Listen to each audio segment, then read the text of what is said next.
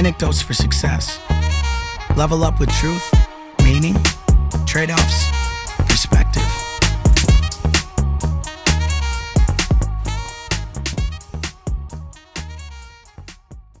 Kirk, I hit record because we started talking and I was worried. Matt and I always say we do it every time. We miss out on some of the gems when we're just naturally speaking. So uh, before we get going, you've been on the podcast before. You've got a lot going on. Introduce yourself and then we'll go from there. Yeah, my name is still Kirk Cabana. So, I appreciate you guys having me back on.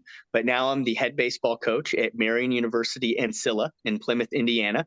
And I've also recently been appointed the interim athletic director of the university as well. And I can tell you, I can't say that I dreamed that things would happen this quickly, but things have happened at the timing that they've supposed to have happened. And I'm really, really excited that now not only do I get an opportunity to lead the young men in my baseball program, but I get an opportunity to lead an entire athletic student body and help hopefully shift a culture and, grow people, not only on a baseball team, but an entire athletic student body. Kirk, you're one of the real ones that I watch on Twitter every day. You post videos, you're progressing, you're moving forward. I mean, when we talked a year and a half ago, uh, Already? yeah, I know, isn't that crazy? And maybe I'm exaggerating a little bit, but you had talked about you thought you'd have a college football career if I not stand corrected. Then you come back later after working in the business world and you played baseball late in age, and then you finished up and now you were coaching, but you were still going to school. And now, I mean, it blows my mind you're back on and now you're leading a program and a university. So fill us in, like how'd that process work? And again, it's not anything you planned, is it? It's happened. It's just progress. It's just work. You're absolutely right. And it wasn't planned to play out the way that it has. The only thing that was planned was that I needed to find what I cared about. I needed to find who I was. And the beautiful part, even in this growth, is that I'm still searching. I'm still searching for the best of myself, of what I can give to this world. And, as Zig Ziglar says, I'm working as much as I can every day to be a meaningful specific instead of a wandering generality. And I've loved the chance to just try to make intentional impacts in people that will let me in, to their lives. And as I continue to progress and move forward, I'm loving this opportunity to not only encourage the athletes that I work with, but my colleagues. And it's fun that they're telling me, that I make them feel like they're supposed to do more, that they're supposed to be more as well too, because it's not just encouragement to athletes, it's just encouragement to human beings to try to challenge themselves to be, who they believe in, whatever that definition is that they've derived for themselves. Isn't it amazing? I mean, I'm getting older now. I'm on the second half, I always say. And you can spend a lot of time like nitpicking and lowering people, or you can spend a lot of time just being that energy, that spark, that person that lifts them up. And it doesn't mean you're just saying, oh, everything's always going to be okay. You're just saying you can be that person that we're going to get through this no matter what. And I feel like that's the type of person you are. I appreciate that. And yeah, everything's going to be far from okay, because one thing that I'm learning very, very quickly is that growing up kind of sucks. and, Yeah. you Yeah. know, and life she's a cruel mistress in a lot of different ways. But, the attitude that we take through the experiences that we go through is going to be what dictates how we go through those things and how we grow through those things that we inevitably face in life.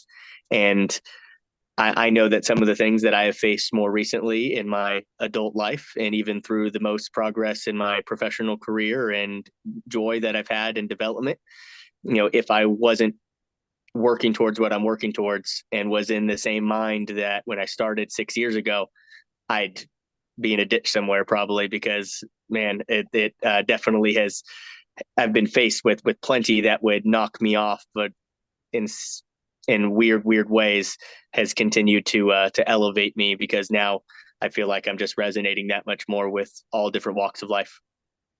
Yeah, I've followed your journey, and there's nothing easy about what you're doing. Uh, how do you stay positive with everything that's gone on professionally and personally? Oof, well, um, gosh, well, I guess the easiest way would be to, instead of dancing around everything, would be to, share with others that about 6 months ago I lost a son, and there's no comparison to people's loss. All that I can say is that through this process, my empathy levels have just risen through the roof, because I've just realized, you know, pain is pain. And so there's no reason to compare my pain to your pain. Ultimately, all that matters is that kind of everybody hurts. And we should just resonate and be with each other to understand that when somebody tells us or shows us that they're going through something, then that means something and has affected them on a personal level.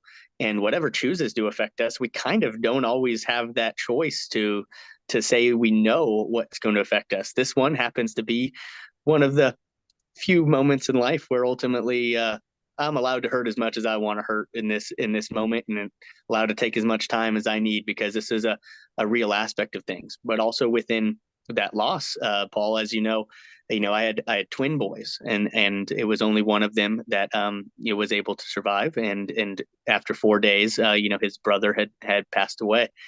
And the only way that I could stay positive in this situation, and for my own particular experience, is that light beats dark every day. And I don't want to imagine what the other side would be if it was just a single pregnancy and we ended up with nothing. And there is no, you know, it's not a, oh well, we still got a child type of situation. That's far from it. But it's the situation that we're placed in, where we know, they were labeled baby A and baby B. Right. And we know that we could not have had B without A. And, the only way that I'm able to stay positive through this experience is knowing that this has a purpose in my life, the same way that other things had purpose. And, I didn't necessarily need more motivation for anything to continue on, but I do know that I still have a wife and two children that have to be cared for. And as I said, I'm allowed to have bad days, and I'm also allowed to have good days. And even in the midst of the positive that goes on, there's plenty of introspection and, sorrow, as I just naturally wonder what life could be and question why it had to come out the way that it did. But I do know that that happened so that I can continue to bring light to the reasons of why it happened, because we don't quite understand anything of where it is. But that doesn't mean that that child was any less a part of my life in this situation. And it's a reason why I got my first tattoo, and I got his footprints on my heart for the footprint that he left in his short amount Nice. of time.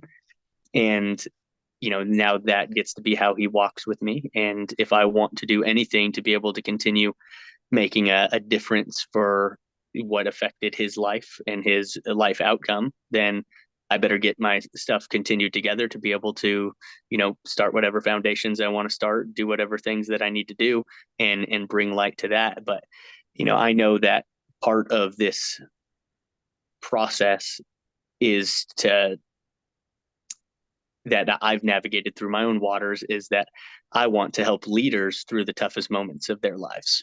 And that's something that I know that, means something to me now, and wanting to help other people understand that, I've experienced what I hope is the worst thing that I'll experience in my adult life, early on in my adult life, because I hope that there's not too much worse that I got to go through on that sense of, losing a child. But when it comes down to it, um, we're still here. And as we're still here, we have to continue to grow and experience what we're here for. And, if we're believers, then when it comes down to it, this part of my story has been written for quite some time, and I just didn't know that it was a path that I was going to come across. There, there's so much here, Kirk.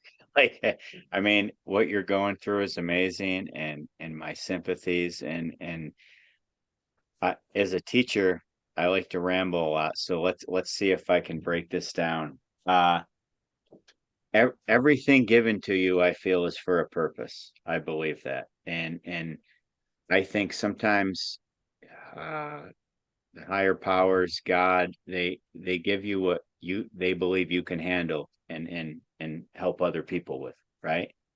And we had the same thing in my family. We had a miscarriage, and then my wife had cancer, and we never thought we'd had children. Next thing you know, we got not only one but two. And man, all of a sudden you start feeling more grateful than hurting for what you missed out on. And it's without rambling too much, it's perspective 101. Mm-hmm. And it doesn't take away anything that you've been through, but it makes you realize you still have work to do. Did I say that right? Like, did I frame that okay? Absolutely, absolutely. There is still life to live, and if I want the life that was lost to have value, then I have to continue to live with value to be able to bring any value that I thought was lost to the forefront. Because if not, then it would have just been a then I would have been providing a life of mediocrity for my children in the first place. And I'm not looking to do anything but try to instill the best in my young men that I'm growing as young adults. And also not to mention obviously the natural the natural growth or decline that can come from a spouse relationship in this situation. And one of the things in this has been, it's not a reason why anybody wants to become closer, but this is a situation where my wife and I have ultimately had to grow together through this experience, and both in different bodies, different brains, and different perspectives of where things are at in our different processes. But all we can do is be there for each other. I feel bad for my wife at times because she has to be there more for me when I'm when I'm inevitably broken, because there's just different times of where it happens, it hits you, and you gotta take it on. And I was already an emotional creature, myself before this happened. And, one of the things that I know even more so now in this process is that it's okay to cry, and it's okay to feel. It's okay to have human emotions. It's okay to experience life and question and wonder what we're going through. But what we then do with that energy that we are harnessing then is what matters the most. And, I definitely had some interesting times in the very beginning, and it's only been 6 months. So, I mean, I'm going to continue to go up and down and peaks and valleys of through this whole situation. But it has been something very interesting to lead through loss. That is never anything that I thought I was going to have to do, but I know that it forced me to have to continue to get back up on my feet and not stay down for the 10 count after I took the big hit to the chin, for sure. Yeah, there's something about and I love your Monday mindset videos, and you've shared some of this on social media. I'm a big believer that it's okay for a leader to be vulnerable. It's okay for a leader to throw it out there and know I don't always have my best day, but I know I can look forward to my best tomorrow. And I feel you really do that. And 6 months in, I mean, like I said, you're still mourning, you're still getting through it, and there's nothing fair about it. But positively you'll get through it. And I think that's what a leader does, right? Absolutely. And perspective, as we talked about, it's a weird thing to lose somebody in the physical world because our physical brain can't comprehend that. But my higher mind has taken on its understanding of its own, that, I there's nothing to say that I don't still have my connection, and I'm not still growing a relationship. Um, we'll give a little treat. We'll give a little treat to some people for that choose to listen to this. But one of the things that I've chosen to do, and I don't really know what the end game is with it, but I've chosen to start kind of a little series that's just a personal note of things, of where I've chosen to start writing letters to my son, and kind of title letters that'll never be read. And it's just my opportunity to continue to connect, through the spiritual realm, through the higher mind, of just establishing a relationship with, somebody that I still feel is with me. And now in many different ways, I feel like I have, somebody to connect with that is, from this physical world, but now, attached with me on the spiritual realm as well too. I that is awesome. I wrote that down. That's something I think 99.9% of society doesn't do. And like we try to think we have control over everything. We try to think like we make this impact in our way, shape, or form. But I think that's an impact that you don't even know how that's going to affect you in the future. And they're listening. Like I really believe that. Like what a neat process. And I know you didn't do it for any other reason except you're just trying to get through the process. But Yeah, just I trying to release. Just trying to release. That's pretty much it. but I think that's gonna help people. I don't know where, how, or when, but I really feel it's Same. gonna help people. Yeah, I'm a big same. I don't believer really. in that. Yeah, I don't have an end game. I just know that it's just something to help me get through the process, because again, I'm not the only person that's experienced loss, Yeah. and I'm far from it. And there's many people who have experienced even much more tragic stuff. And, you know, having gone through this on a personal level, what do you know? Our team has experienced a tremendous amount of real life circumstances, and it's, raised my empathy level to help take care of the people that are within my group, so that they know that, they got an understanding from their coach that I understand what they're going through, and I'm not going to judge them for their process, however they take on their process. I love it. And for anything else, I want to switch over to the coaching side of things. Please, please. You what resonates about you when I see your social media and from all the conversations? I mean, we've talked several hours by now on Zoom, and I hope, blessed, someday we actually meet together. Maybe. I mean, you never know. It'll happen. It'll happen. I'm manifesting it. So, Right. and you love sports, you love baseball, but you get the fact that it's more than just a game. The game can build a platform for everything else in life, right? Oh, absolutely. The sports, whatever sport you choose, as you've heard me say, is just a vehicle. It's a vehicle to help you kickstart everything that you're after. The special lucky ones get to keep using that Right. vehicle and driving as long as they can in that car to their destination, that, ultimately makes them believe that they're going to be a superstar in their sport, because that's just what being a competitor does. You just want to Yep. be the best, but for most of us, the hope and desire is that we help them learn how to compete in life the same way that we compete in sports.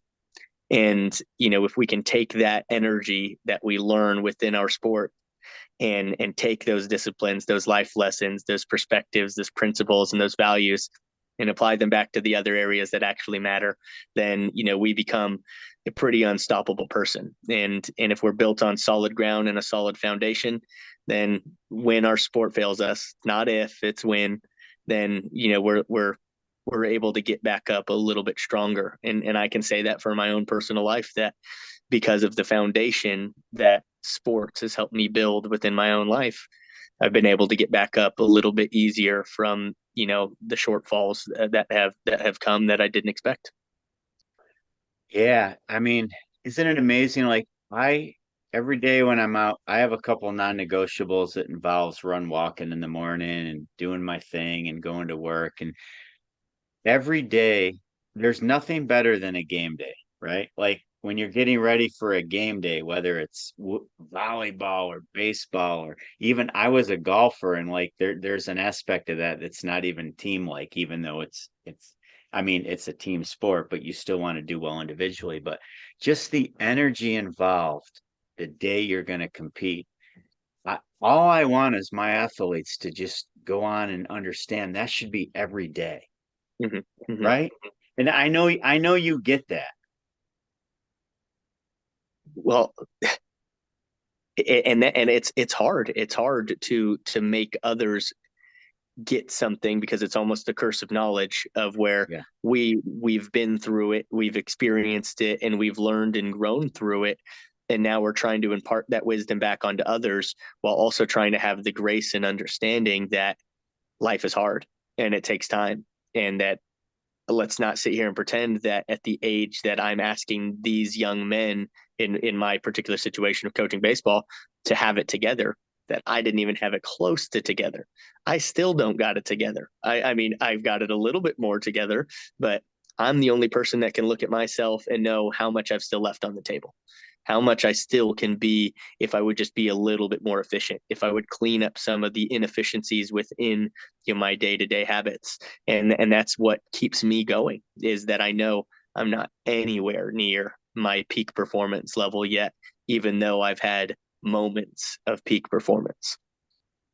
Isn't it amazing? I mean, I feel the same way. I look back to my golf career and when I decided to stop playing in the mini tours down in Florida, and I'm like, it stopped, but I'm not sure if I gave it my best at that moment in time, right? Like you think you're tapped out, you think you gave it your all.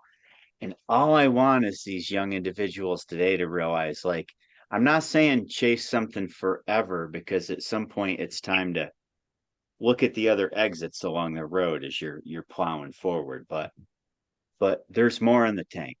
And I think we've talked in the past. That's what's hard, because I think we both feel like we maybe have missed some opportunities, and now as coaches we want to make sure our players don't do the same. But it's impossible to know. There's so many intangibles. Absolutely. And I was talking with a young man on my team today. It was where I essentially was telling him, look, I'm watching myself fail through you. You're doing all of the things that I did, and the reason why we're having this conversation is because you're too good to go out this way as a person. Not talking about Right. athletics at all, but you are a light to be around. You're a good person, but I don't want you to get trapped in a cycle that you can't use your abilities that you're given to benefit your own growth. Because if you don't use this vehicle to help you get your degree, then ultimately you're going to start in a job that you have to start in, and you could be great at it and excel. But when you're done with that career field and you want to move on to the next one, you got to start right back at the bottom, because you can't even apply for the next job because you don't have a degree. And I think that's a missing perspective in a lot of this, that, oh, I don't need college. No, you don't need college to be successful. You don't. You need life education, but you also need credentials to be able to apply for certain positions if you choose. Because if not, it doesn't matter how good you are at something, nobody's going to give you in the next job that you want to do the opportunity to even apply, because you didn't prove to them or yourself that you can follow directions, that you can be Yeah. disciplined, that you can show up on time, that you can do this or that. And that's all that sports is. It's showing employers in a different way, and even yourself, that I can be accountable. I can show up to things on time. I can set goals and meet goals. And that is what we're trying to take into the real world when we start applying these different aspects of, success attributes that we learn into different parts that are going to help us be sustainable. Because, we joke about the fact that you can be a 300 hitter and be a Hall of Famer. There ain't no other career you can be 300 in and keep your job. So you're going to have to step up the success levels a lot more once the real life starts. Maybe meteorology was it there? No, I couldn't resist. I'm sorry. I always joke. And Fair jab, that's fair jab. yeah, yeah. But that's what I love about sports, because athletes, at some level, no matter how your personal life is, America loves to cheer, they love to compete. And when you're athletic and you've competed at any said level, they want to root for you. And like you've showed you have some sort of discipline, but can you transform that discipline into the points of life that matter? And that, to me, if a player can't do that, then I feel I failed as a coach. How about you? Oh, but big time. I mean, who cares about how what your stats are? Because you go looking at my stats, they ain't gonna be glorified as some kind of Right. All-American. But what mattered was I I was not an All-American, but you damn well better believe I gave an All-American's effort. And that's the only thing that I can control was the effort that I gave. And that's the only thing that I try as much as I can to demand from my guys. I do not care about the results, but I care about an All American's effort. That is what you can control for yourself. The little things of running out to first base, popping it up in the infield. Well, you better be standing on second base when that guy drops it, not if, because we're going to drop it. We're Yep. amateurs. We're Yep. amateurs in this game. So you should expect mistakes and expect that those mistakes will happen in your favor if you choose to do your part. But why do you deserve to make a mistake happen on somebody else's part if you already gave yourself up? And those little things are the things that you get to hold with you that matter and translate into everything that you do. It's just the extra inch that you're willing to go to be successful. And I've just continued to try to saturate my mind with you know other people's life experiences to help me shorten my own learning curve. And that is what it's supposed to be for. That's why they went through what they went through, so that I could use their wisdom, their knowledge, their successes, and their failures to benefit my own life.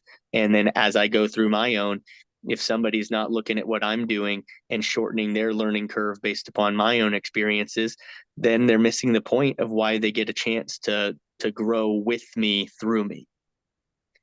So let me get this quote right. You said, I'm not an All-American, but I gave an All-American effort. Absolutely. I, I'm telling you, that should go viral because, well, because everybody, like, I always tell my daughters, my players, the process isn't about an outcome. The process is about consistent day-to-day effort that creates growth in the long term, but we don't always know what the growth is. Like, there's no way, right? Like, if you're just so worried about an outcome, I mean, let's say you want to make $2 million or you want to be an All-American. Well, we'll go with the All-American effort. So you want to be an All-American, and maybe there's 12 All-Americans and you end up 13th. Like, are you a failure?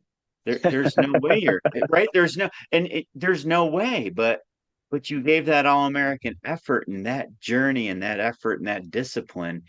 If you transfer that over to all walks of life, you're going to be successful. But I think as human beings, especially, I was talking to my daughter about this the other day, especially as athletes, we feel like if you don't reach a goal, you're a failure.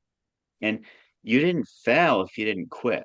You just it's time to move on and probably use all those experiences and all that effort and all that discipline to pursue something else that's going to better society, right?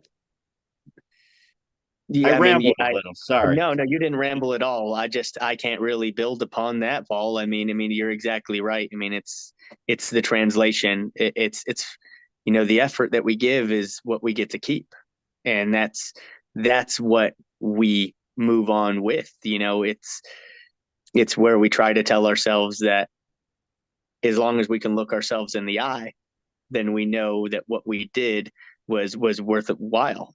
But if we can look ourselves in the eye and then tell ourselves we know we left it out on the table, that's where the what ifs start to happen.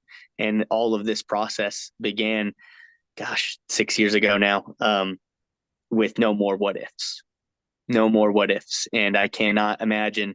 I can't think about where I would be, and I would just be chasing chasing another dream, chasing another thing. I'd probably be trying to at some point try acting again. I'd probably try, any number of businesses or make this company. And I'm convinced that at this point I can do whatever I want because I know I can. I can go back and now because I've done this and I've proven to myself that I can change my career. I've been educated now. I've earned the check marks. I've done these different things.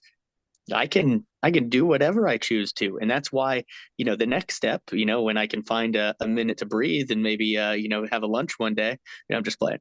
But I know that I want to get my PhD. And it's not because I need it. It's because I want to be able to say that as I progress and as I develop, that whatever I choose to apply for or want to be a part of, that I damn well know I'm an ideal candidate. Whether or not you choose to hire me, that is beyond my control or my care. But I know that I have, you know, supreme awareness that I've met the standard of what anybody would be looking for. And whether or not we then match, that's just the whole reason why you go through that process of trying to connect with other people. But it wouldn't be because, oh, I can't apply for that, I'm not credentialed enough to meet those standards. But no, like, so that's just why I want that check mark, not because I want to be called Dr. Kirk or Dr. Right. Cabana or any care of that. It's just so that I can tell myself 100% you can do whatever you choose to do, and the rest is up to you. It's well, a couple things. It's an amazing time to live in because you really, without getting, you can pivot anytime you want to. You Anytime, literally anytime. go any direction with a little discipline and sacrifice that you want to. But it's just amazing. Like your story resonates with me so well, and you're so authentic, and I love following your journey. And it's just amazing. I don't even know your players. I'm not sure they appreciate what they get every day when they meet you, and that's probably part of the process, right? Well, yeah, absolutely. And I'm still developing as a coach. I mean, this Right. is my first go around as a head coach. So, I mean, I fail every day. And I tell them that just boldly and, transparently is that I'm going to fail you, but I'm going to own my failures and I'm going to grow with you through them. But at the end of the day, it's if I don't, then how can we build a relationship that's built on trust and transparency if I'm not willing to be transparent and, be willing to be vulnerable about when I fail? But ultimately, I'm going to fail because I have more decisions to make than other people. And, within that process, there's going to be good decisions and there's going to be decisions that I wish that I could improve upon, but I can't know how to get better until I've been down that road to, circle back again. See, that's what's amazing about you, and that's why you're inspiring. I feel I tell people because I have students. I'll be 51 in April, and they're like, "Why do you keep doing what you do?" And I'm like, my my personally what I want to accomplish, and this is you can comment on this in a minute. I don't even recognize myself when I was 40. I don't recognize myself when I was 30. And when I was 20, I was supposed to be the next Tiger Woods. I mean, so when I look back at every decade and like when I was 20, my life was over because I wasn't a professional golfer. And then I was 30, my life was over because my kids didn't play golf. Then when I was 40, my life was over because I wasn't a golf coach anymore. I was a softball coach, and then when I'm fit, but going back each decade, my current self, I feel is better than my past self. But in the past, I felt like my life was over. Does that make sense?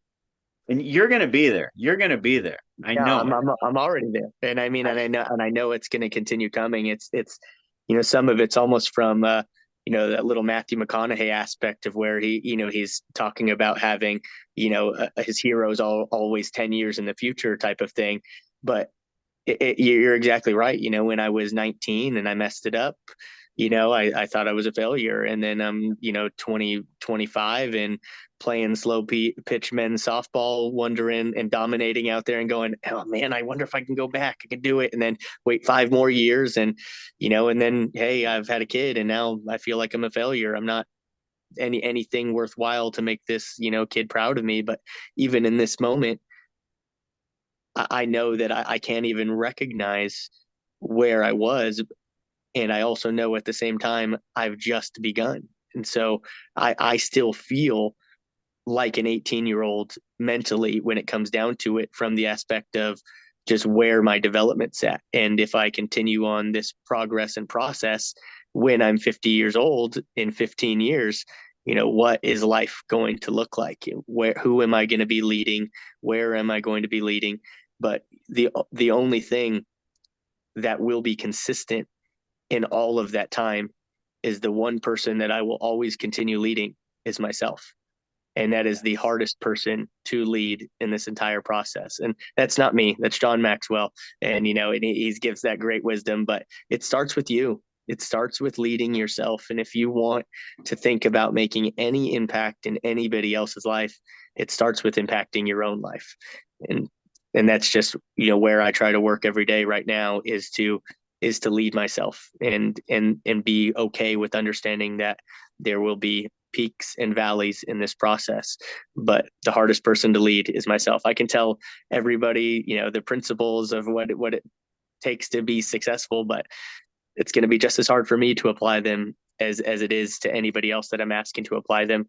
So I just have that understanding that, look, it's not an overnight process, but we will work our entire life to be an overnight success.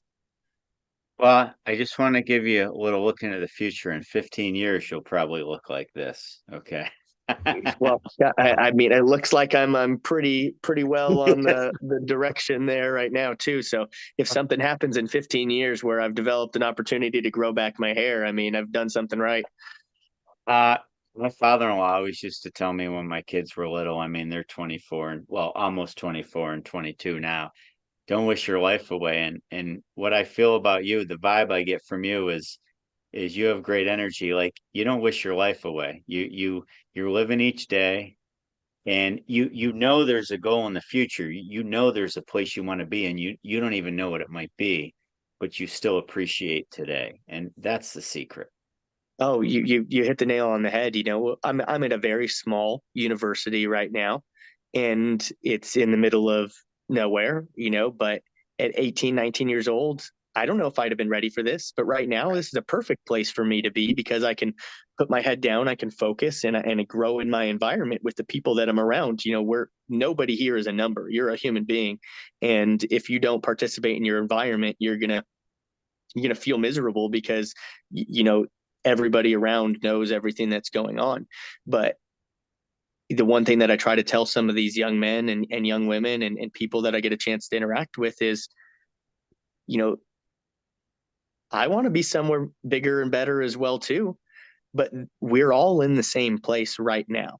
And there is no choice but to be successful right here if you ever want to be successful in another environment. So these young men that have come here and have these aspirations of being D1 baseball players and going and playing in the MLB, it's like, cool, good. I'm glad that you have those aspirations, but you don't get to discount where you're at right now. You have to be successful right here, right now, and give all of that same effort if you ever expect somebody to pluck you out of the environment that you're in, because you don't just get to turn it on when you all of a sudden get the gifts and the good place that you want to be, that, oh, now I'll work hard. Now I'll give the effort that it deserves. No, you got to give it right now and then take what you've learned here into that different place. And so I think that we're just in a perfect little junior college environment to put your head down and grow and not be distracted by life's natural distractions of, what distracts 18 to 21 year olds, where you can cultivate and grow in these 2 years of time and then go out and take everything you've learned into an environment that you've earned an opportunity to be in. And I it's not exactly on the topic, but I don't want to be known for us winning baseball games. That's going to happen if we do what Yeah. we're supposed to be doing. I want to be known for developing team's next captain. I want to be known for developing leaders. I want other people to come to our program and say, I need a leader. Please tell me who fits into my program based upon the leaders that you have. And I want my next captain. I want my next person that understands how they're going to influence their environment by their actions off the field just as much as their actions on the field. And that's not the stuff that all of the 18 to 21-year-olds want to hear. But at a certain point, once time continues to go on, that will be the norm for our environment. And why I know with love that I will lose people on my teams is because if you are not willing to put in the work that is demanded of you in the environment that we're in, you're going to quit. Not because you're not having fun, but because you're not having fun because you're not willing to put in the work that needs to be put in. Why would you want to be in an environment where you're not willing to challenge yourself the way that is being asked to challenge yourself, and everybody around you is doing all this work, and yet you're very, very much sticking out like a sore thumb that you skip this or you cut corners here, and but it's being asked that, like, so just naturally you're gonna quit or blame the environment that it's not for you. But at a certain point, if I can find a way to have 25 to 30 guys who completely buy in to a selfless mentality, a mentality of development, of accountability, and just all the other attributes of what it takes to be a complete person, there is no way in my mind that that group does not produce a championship caliber team. Yeah, there's no on-off switch for leadership. I mean, it's Right. 24/7. And pre-social media, like I went to college in the 90s, like I didn't know what other kids were posting with their golf swings on Twitter or Instagram. Like you just tried to lead, or you tried to be the best in your environment, and there was no comparison, right? I think was it Roosevelt that said comparison's the thief of all joy? Uh, I don't know who said it, but it's definitely a damn good but quote for sure. It's, I mean, it's I one that I I say wish I had a completely. I wish I had a fact checker, but we don't. So like people can fact check that as they want, but I feel like that's the trouble nowadays. Kids see everything around them, whether it's ESPN or whatever sports talk show or whatever podcast, and you're just not doing the best you can do in your environment. Like there's no on off switch, like I said. So if you can't do the best in your environment, it doesn't matter what everybody else is doing. And I feel like that's what you're trying to uh I'm losing my word. You're trying to grow that, I guess. Absolutely. I mean, it's I want to say cultivate as much as That's the possible. word I wanted. Cultivate. Sorry. No, please. Yeah. You're exactly right. And now with an opportunity as a leader of an entire athletic department, that's what I want to do. I'm excited to get to coach the coaches. I'm excited to get to help steward them along the process of how they develop their programs as far as the character development of those programs. Because look, I'm not going to get in the way and tell somebody the X's and O's of how they're supposed to coach their program. I'm not going to tell them. I'm not going to tell them how to drive their car, but I am going to tell them where to drive it to. And what happens inside while they're on that drive to the destination we're all driving together, that's up to them to how to manage their people in the back seat while their kids are yelling and everything's going on. But we are all driving to the same destination. We are all driving towards taking care of the complete person and building a human being behind the athlete, because at the end of the day, they're all people, and we will not all get drafted by the Yankees, but we all will be drafted into life. And that is the only Wow. way that we have to be able to look at things. They're the only exit in this entire process, even for those that are lucky enough to go into professional sports, is real life. I mean, we're all going to enter it into it at a different point. And as we'll wrap up in a minute, the drafted into real life thing strikes a chord because as awesome as it looks to be a professional in any sport, I'm not sure personally looking back that would have been my best path. Now, I've never been a professional athlete, so I'm not saying I wouldn't have loved it.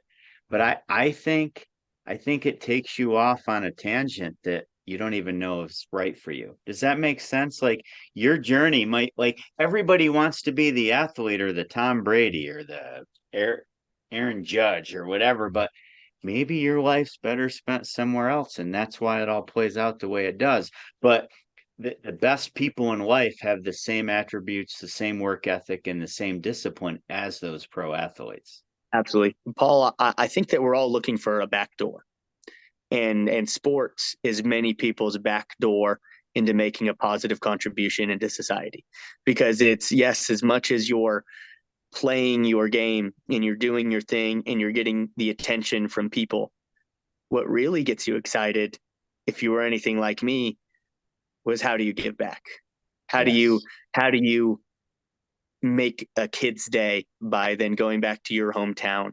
How do you give back by donating a field? How do you make your little league that you played at better? How do you make your community stronger because you were willing to go first? All of these things of even different aspects of what I tried to go through. I tried to be an actor, I tried to be an athlete, I tried to be any number of things that I thought that I could do and go into, but it was also that I could find a back door into making a positive contribution to other people's lives. And now I found my back door. And the funny thing is I'm still creeping in through the back door. Right now I get to be an aspect of a positive leader into people's lives through my own experiences of doing these things. But now I know that there's different levels of that difference that gets to be made, as I develop into a speaker, as I develop into a podcaster, as I develop into, a social media presence. None of that stuff is for the care or give a crap about being, having any number of followers. It's all about how can I connect with other human beings to potentially, just be a positive influence in anybody's life. And my favorite part of this entire process of displaying any of my growth has been the human connection that comes through that display of the people that are willing to then step outside of their comfort zone and send a message to somebody that they thought meant something to them, because I had to do the same stuff on my end. And there's many people that I thought I should never be able to have a chance to have a conversation with that have been willing to have conversations with me. And so I have to be willing to do the same for other people. And I don't care what that number ever shows as followers, because it's not that many, but I know that when it comes down to it, as I stay consistent in this process, there will be a point where something takes off and it's more than I could ever imagine. And that's not anything that I'm going to change as a person, because any number changes of next to my name as to how many people happen to be following my journey. It's just a matter of that's that much more reason that I need to continue to give back and show value, because if it impacts one, then it's more than enough. And it's not for anybody else other than myself, really, in this process. I don't need social media, or social media doesn't need me. I need my willingness to proclaim my own personal faith of what I believe in to hold me accountable to who I say I want to be. And I know that consistency will then show up over time where it's like, oh, okay, I guess it actually happened. But even as I do that, that doesn't mean that I'm, again, not going to have peaks and valleys. I'm not going to have weeks of inconsistency where now I have to juggle decisions of what actually matters. What do I need to steal, this time to prepare this message this week? Or do I need to make sure to not beat myself up and just get it the next week or do it the next day, or whenever something decides to happen? Because I want to be able to pick back up with Pursuit for Purpose more than I have. And I want to be able to be more consistent on delivering messages on social media. I like those things myself, but at certain points, because of the path that I'm on right now, I have to be willing to understand that will still be there. And just because you miss one week doesn't mean that you can't do the next week, and you can't beat yourself up to say, well, I missed one, I'm done. Everybody thinks I'm a failure, I'm a fraud, or this stuff. But we do that with those mental gymnastics to ourselves all of the time. But, the timing is right when the timing is right. And I know that right now I am cultivating a lot of valuable information, so that when I do prepare to reemerge into a more strong sense of the word, that I'm prepared to make an impact. I always say it's like when you go from a gas to a liquid to a solid, there's all that latent heat in between. And Interesting. that's what you're doing right now. You're building all that energy to get to the next phase of your life. And Kirk, you're one of the real ones. That's why we love having you on. I mean, I follow your journey almost to the point of stalking you. I know that sounds weird, but I love it. I mean, that's the stuff I spend time doing, not looking at X influencer that just throws out some platitude for the day and 8,000 people say, "Oh my gosh." I mean, you post videos. I love your journey, and just promise me one thing that you'll keep coming back season to season as this podcast grows and you grow. Absolutely. No, it's always fun to have good conversations with good people. And that's the fun part of this process is, Absolutely. we'll get to look at each other and again, in 5-10 years, wonder how the heck we came from what we came from. Absolutely. So tell the listeners how they can follow you or find out about your journey. Not to the point where they stalk you like I do, but So you can follow me on Twitter at Coach Kirk Cabana, and you can also follow me on Instagram at Pursuit for Purpose, the number 4, Pursuit for Purpose. And I've got the podcast that's still got all the recordings, and that's the beautiful thing. Even if they're not coming out every day, they live on, and listens still happen. And Paul, it blows my mind, that something that I'm not continually producing is somehow still finding its way into people's ears. And so it's fun that we create these living documents, so to speak, that grow with us. And so Pursuit for Purpose podcast, I've got a website, pursuitforpurpose.com, and you can continue to follow me on our sports sites for the Marion University and Scylla Chargers, and yeah, that's pretty much where you can find me these days. But I'm probably most active on at Coach Kirk Cabana. Hey, thank you. It's been a pleasure. You're episode 62. I can't wait for you to come on when we say you're episode 102. Like I just said it right now. So it has to happen. Right, absolutely. Paul, I Hey, appreciate you having me on. thanks so much. I appreciate it. All right, take care.